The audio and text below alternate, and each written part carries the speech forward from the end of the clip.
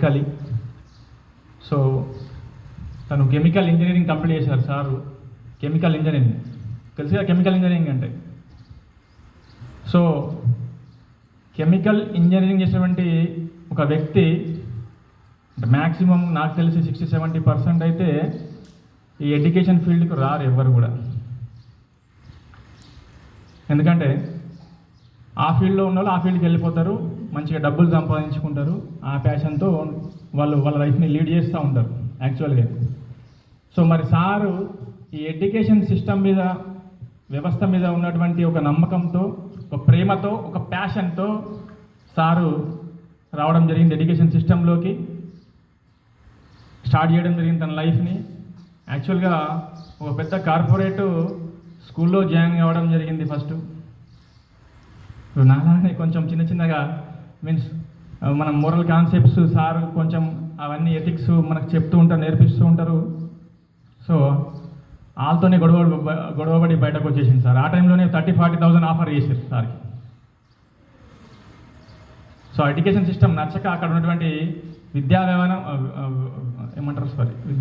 విధానం నచ్చక బయటకు రావడం జరిగింది సార్. బయటకు వచ్చి తన కాన్సెప్ట్ని రకరకాల స్కూళ్ళలో చెప్తూ పోయాడు. అందరూ యాక్సెప్ట్ చేయరు కదా మనలాగా. సో కాబట్టి కొందరు యాక్సెప్ట్ చేయడం జరిగింది. సో అదే school rainbow school chairman Shanti Kumar Yadav గారు సార్ వెళ్ళడం జరిగింది అక్కడికి.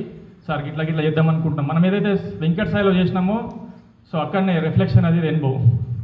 ఈ మన పేరు కాన్సెప్ట్, ఈ 7 ఐడియాస్ కాన్సెప్ట్ మీకు ఐడియా ఉంది కదా.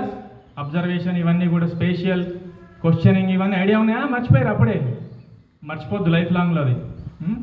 సో మరి ఇవన్నిటిని కూడా అక్కడ సార్కి చెప్పడం జరిగింది. శాంతికుమార్ యాదవ్ సార్ గారు చెప్తే ఇదేదో కాన్సెప్ట్ కొత్తగా ఉంది, బాగుంది, సూపర్గా ఉంది, నువ్వు ఇంప్లిమెంట్ చేసేసి అని చెప్పేసి సార్కి ఫుల్ రైట్స్ అప్పచెప్పడం జరిగింది.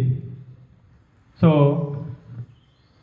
200 ఐ థింక్ 150-200 స్ట్రెంత్ ఉంది సార్ చేయనప్పుడు. అక్కడ 200 స్ట్రెంత్ని 2000+ తీసుకెళ్ళండి సార్. 2000+ అట్మోస్ట్ నాకు ఐడియా ఉన్న ప్రకారం 3000 వరకు వెళ్ళింది అది.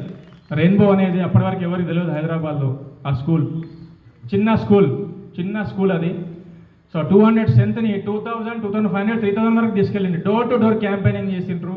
మొత్తం రూట్ అంటే మనకు ప్లాంట్కి రూట్ ఎంత ఇంపార్టెంటో, ఆ రెయిన్బో స్కూల్ ఈరోజు ఆ పొజిషన్లో ఉందంటే సురేష్ బాబు సార్ అంత ఇంపార్టెంట్.